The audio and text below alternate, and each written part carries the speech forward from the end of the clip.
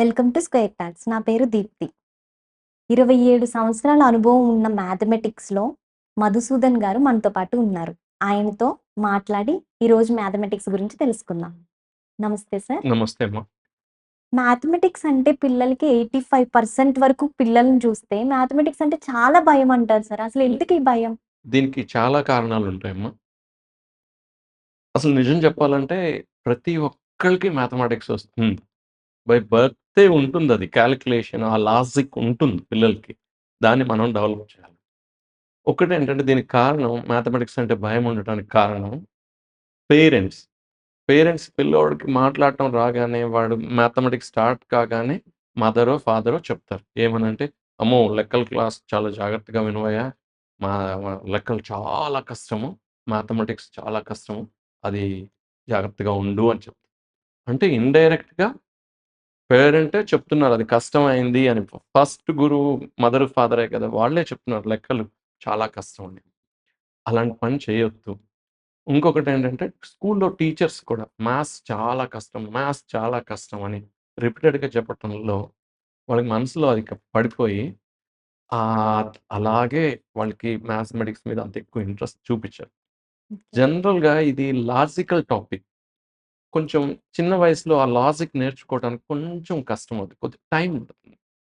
ఆ టీచర్ అంత ఓపికగా అవి నేర్పించి బేసిక్స్ చెప్తే వాళ్ళందరూ మ్యాథ్స్ అంటే ఇంట్రెస్ట్ వస్తుంది. ఓకే. ఈ మ్యాథమెటిక్స్ అంటే భయం పోవడానికి ఏమన్నా చేయాలంటారా? ఏం లేదండి. భయం రానివ్వకుండా చేయడమే భయం పోవటానికి. నేనిందాకడ చెప్పిందే. వాళ్ళతో చాలా ఫ్రెండ్లీగా ఉండి టీచర్స్ కానీ, పేరెంట్ కానీ ఏదన్నా పొరపాటు చేస్తే, నాన్న ఇది కాదు, ఇలా కాదు, ఇది ఇలా చెయ్యి అని చెప్పి చిన్న వయసులోనే వాళ్ళని సరిదిద్దితే, వాళ్ళకి కొంచెం ప్రాక్టీస్ 2, 3 సమ్స్ పెట్టిచ్చి, ఈజీగా వాళ్ళు చేయగలిగేవి ఇచ్చి, మెల్లగా పెంచుకుంటూ పోతే వస్తుంది. చిన్న క్లాస్ టీచర్స్ రోలు ఈ మ్యాథమెటిక్స్ మీద ఇంట్రెస్ట్ పెరగటానికి చాలా, చాలా, చాలా దోహదపడుతది. ఓకే. ఇప్పుడు గవర్నమెంట్ లెక్చరర్స్ సరిగ్గా చెప్పరు. అదే మన ప్రైవేట్ లెక్చరర్స్ అయితే బాగా చెప్తారు అని హ్మ్. వింటాం. మరి దీని పట్ల ఏమంటారు? అది కరెక్ట్ కాదమ్మా. ప్రైవేట్ లెక్చరర్స్ సరిగ్గా బాగా చెప్తారు. గవర్నమెంట్ లెక్చరర్స్ బాగా చెప్తారు అనేది ఉండదు. గవర్నమెంట్ లెక్చరర్స్ బాగా చెప్తేనే మీరైనా, నేనైనా ఈ స్థాయికొచ్చాం. ఇది చాలా పొరపాటు. గవర్నమెంట్ నాకు తెలిసింది ఇప్పటికి కూడా గవర్నమెంట్ లెక్చరర్స్ మంచి కేర్ తీసుకొని పిల్లల్ని గవర్నమెంట్ కాలేజెస్‌లో కేర్ తీసుకొని, పర్సనల్ కేర్ తీసుకొని, వాళ్ళ టైం తర్వాత కూడా పిల్లలతో స్పెండ్ చేసి, కోచింగ్ లేకుండా ఐఐటీ కొట్టిన సందర్భాలు చాలా చూస్తాం.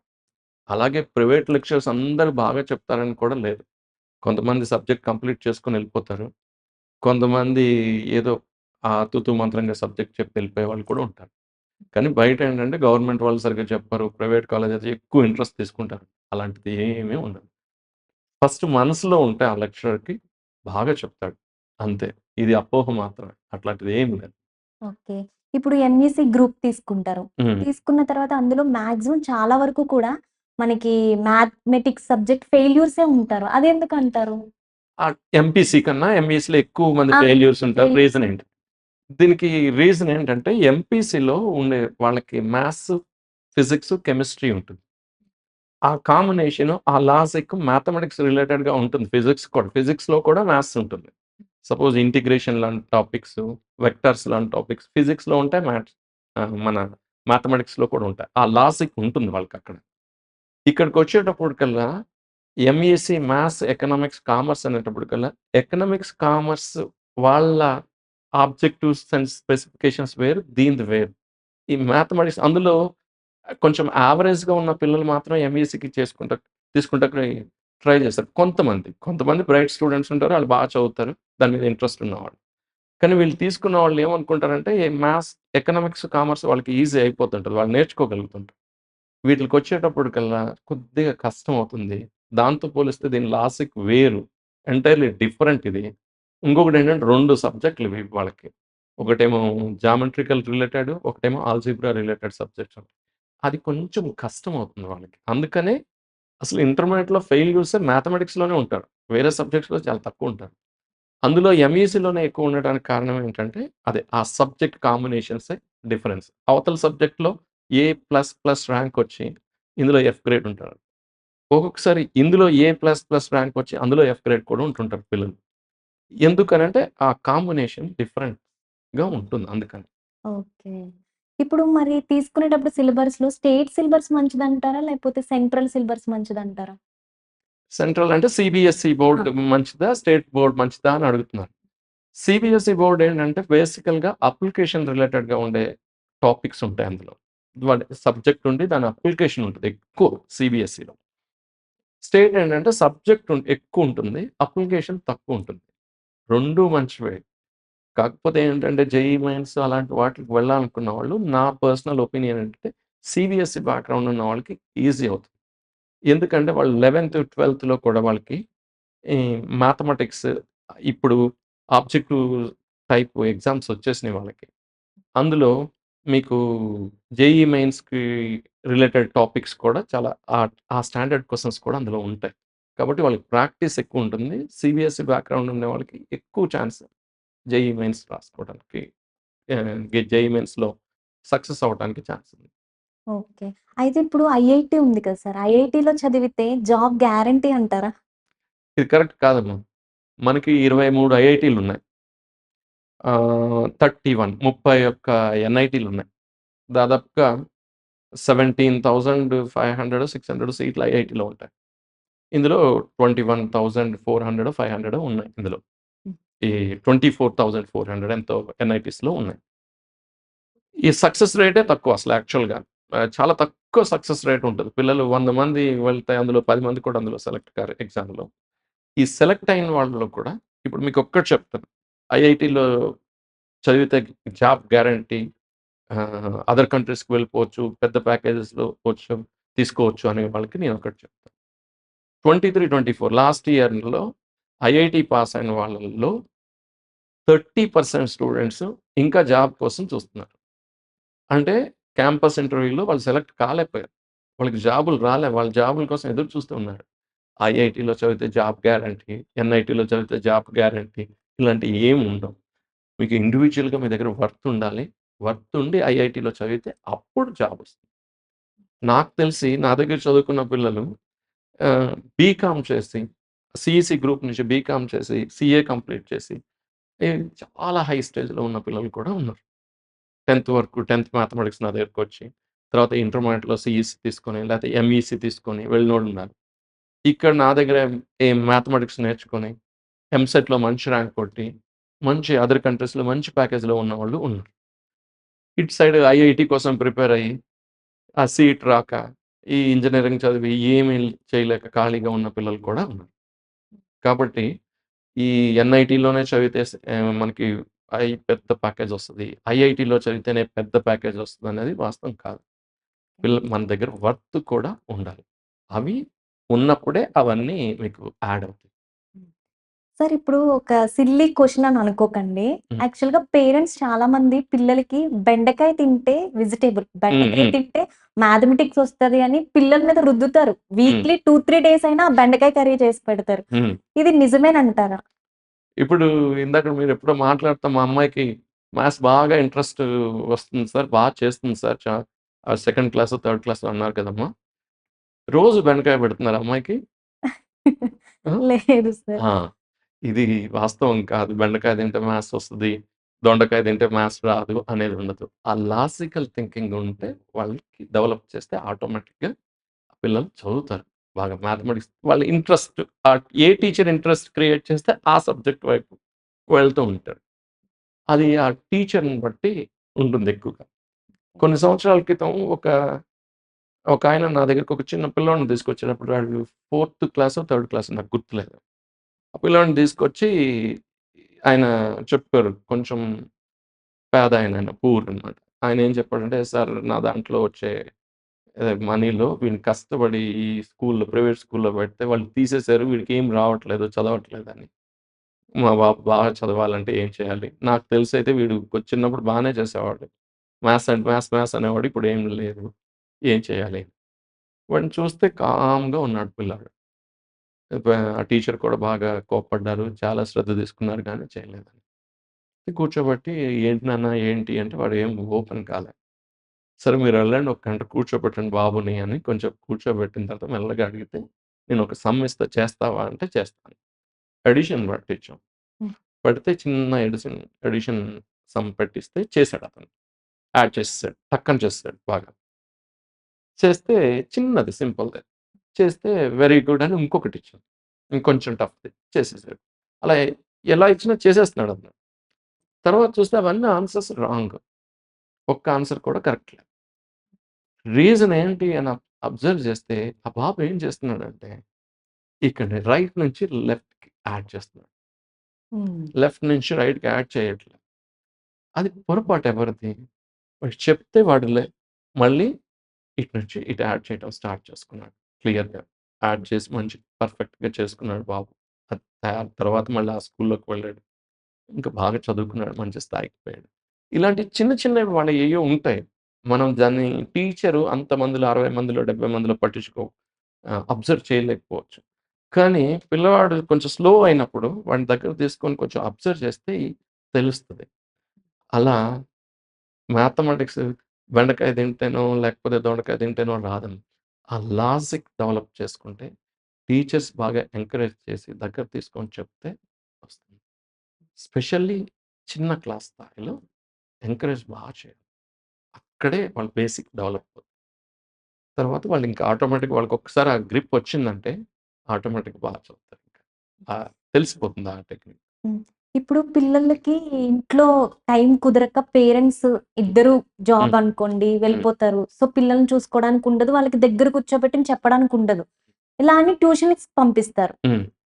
ట్యూషన్‌లో వాళ్ళు చేదివేస్తున్నారు, అన్నీ చెప్పేసాం మా వంతు మేము చెప్పేసాము. ఓకే. వాళ్ళు చూసుకుంటారు అనుకుంటారు. హ్మ్. కానీ స్కూలుకి వెళ్లి చూస్తే స్కూలులో అంటారు మీరసలు ట్యూషన్స్‌కి పంపించకండి హ్మ్. అని చెప్తారు. ఇది హ్మ్. ఎలా సాల్వ్ చేయాలంటారు? ఫస్ట్ ఆఫ్ ఆల్ నేను కొంచెం మీకు బాధ కలిగినా సరే, మీ పిల్లల్ని మీరే పట్టించుకోకపోతే, ట్యూషన్ సార్ డబ్బులు తీసుకొని చెప్పేసారు ఎందుకు పట్టించుకుంటాడని చెప్పండి. కాబట్టి కొంచెం పేరెంట్స్ కూడా పట్టించుకోవాలి. ఇంట్లో కూర్చోబెట్టుకొని వాళ్ళతో మాట్లాడాలి. ఏం జరుగుతుంది? ఏంటి? చూసుకోవాలి. వెళ్ళిన తర్వాత ట్యూషన్స్‌కి వద్దు అని చెప్తారు. ఎందుకు వద్దు అని వాళ్ళు చెప్తున్నారంటే, ఇక్కడ మీకు స్కూల్‌లో ఉండేవాళ్ళు క్వాలిఫైడ్ టీచర్స్ మాత్రమే ఉంటారు. ట్యూషన్ అనే దానికి ఎటువంటి క్వాలిఫికేషన్ లేదు. ఎలాంటి పిల్లలుంటారో కూడా తెలీదక్కడ. మిగతా పక్కన పిల్లలు, హ్మ్. ఆ పీర్ గ్రూప్ ఉండేవాళ్ళు ఎలా ఉంటారో తెలీదు. ఎంతమంది ఉంటారో తెలీదు. వీడిని దగ్గర తీసుకొని చెప్పి, ఆ పాప గాని, బాబు గాని అంత ఓపిక వాళ్ళకుంటుందో లేదో.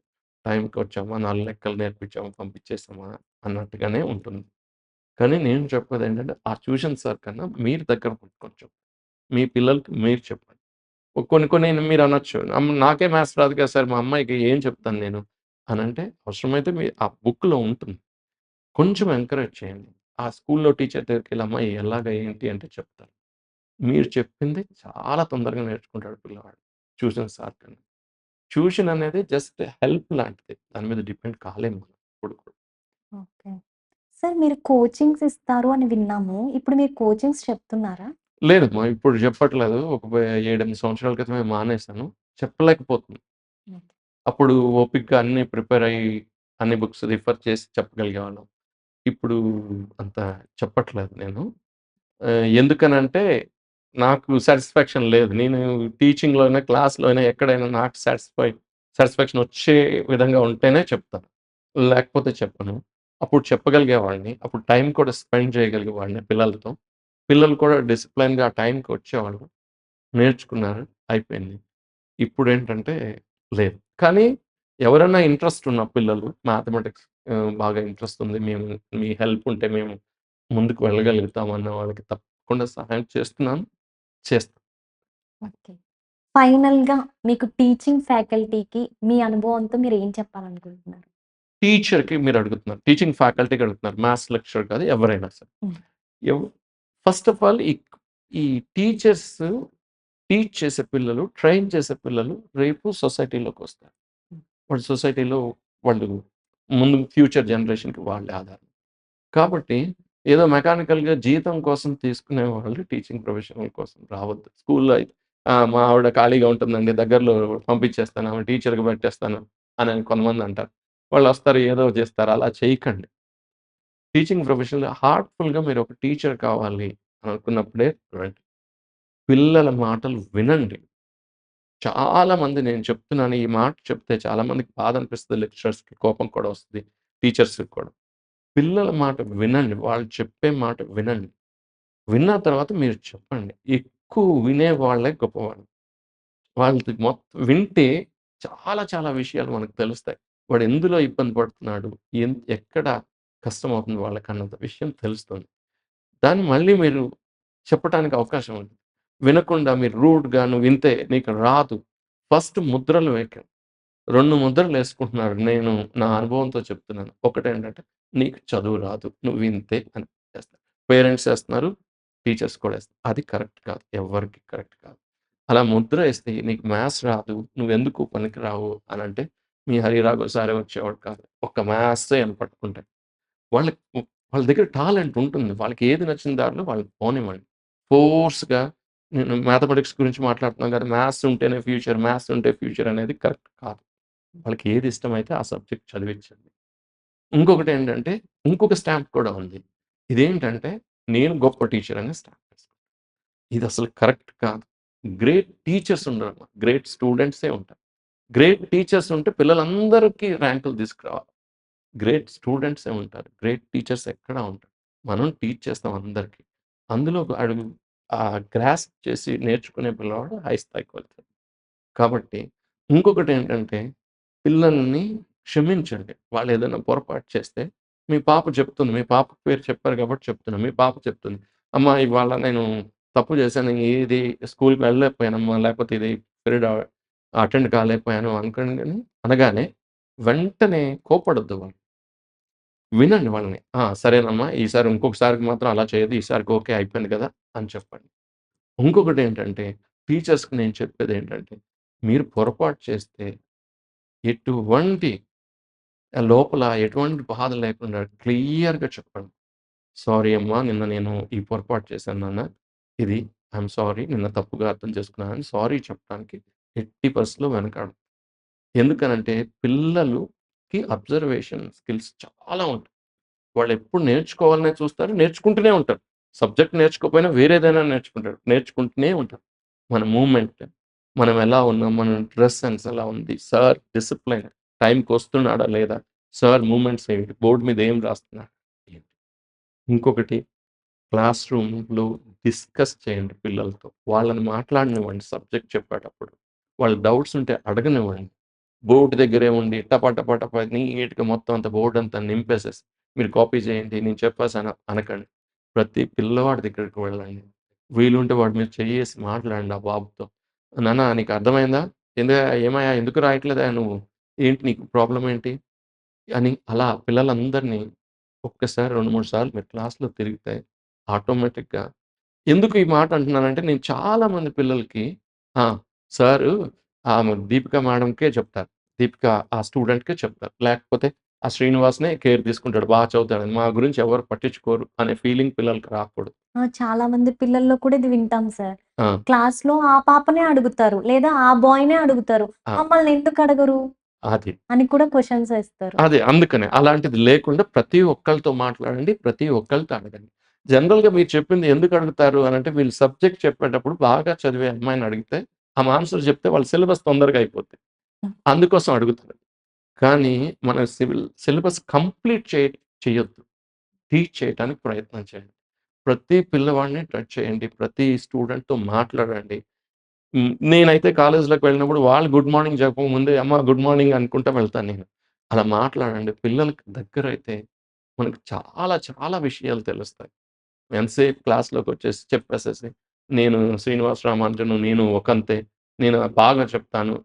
మీరు బాగా చెప్తారో లేదో పిల్లలు చెప్తారు. నేను మధుసూదన్ సార్ మంచిగా చెప్తాడో లేదో పిల్లలు చెప్తారు. మనం చెప్పుకోవటం గాదు. ఇన్ని సంవత్సరాల నుంచి చెప్పి ఏ నేను ఇంత, అంత అనుకోవద్దు. గొప్ప పిల్లలుంటారు. వాళ్ళని మనం వాళ్ళ హై లెవెల్‌లోకి పోతా ఉంటారు పిల్లలు. హై స్టాండర్డ్‌కి పోతా ఉంటారు. ముద్రలు వేయొద్దు. ఒకళ్ళు మ్యాథమెటిక్స్ బాగా ఉన్నా సరే, ఇప్పుడు క్రికెట్ ఇంట్రెస్ట్ ఉండి ఇంటర్నేషనల్ క్రికెటర్ అయినోళ్ళు చాలా మంది. వాళ్ళని ఎవ్వరిని ఫోర్స్‌గా ఆపొద్దు. ఎవ్వరి మీద ముద్రలేయొద్దు. హ్యాపీగా చెప్పండి. వాళ్ళతో మాట్లాడండి.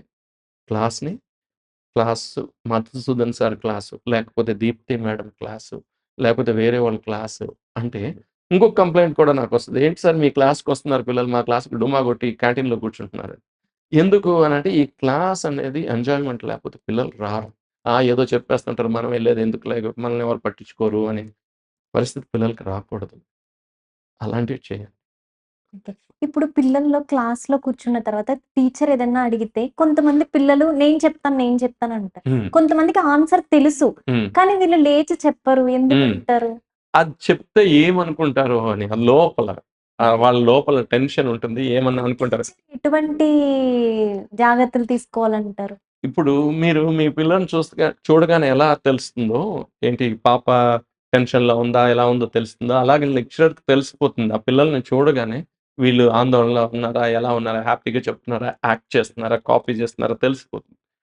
ఒక్క నిమిషం ఆగండి నాన్న, ఆ అమ్మాయిని చెప్పండి. అమ్మ చెప్పు అంటే చెప్తది. చెప్పిన తర్వాత చాలా కరెక్ట్. ఒకవేళ రాంగ్ చెప్పిందనుకోండి, పర్వాలేదు రిలేటెడ్ చెప్పావు గానీ కరెక్ట్‌గా లేదు. ఈసారి కరెక్ట్‌గా చెప్తావు. వెరీ గుడ్ అని అప్రిషియేట్ చేయండి. వాళ్ళు పొరపాటు పిల్లలు పర్ఫెక్ట్‌గా ఎప్పుడూ ఉండరు. వాళ్ళ సైడ్ నుంచి వాళ్ళు కరెక్ట్‌గా ఉండటానికి ప్రయత్నం చేస్తుంటారు. మనం ఎంకరేజ్ చేయాలి తప్ప వాళ్ళని ఆపేసి, "నువ్వింకా చదవలేవు. నువ్వు వేస్ట్. అగో వాడే గొప్పగా చదువుతాడు. నువ్వు వేస్ట్. నువ్వు" అలాంటివి చేయకు. Thank you sir. ఇంతటి చక్కటి విషయాలను మాకు అందించినందుకు థాంక్ యూ.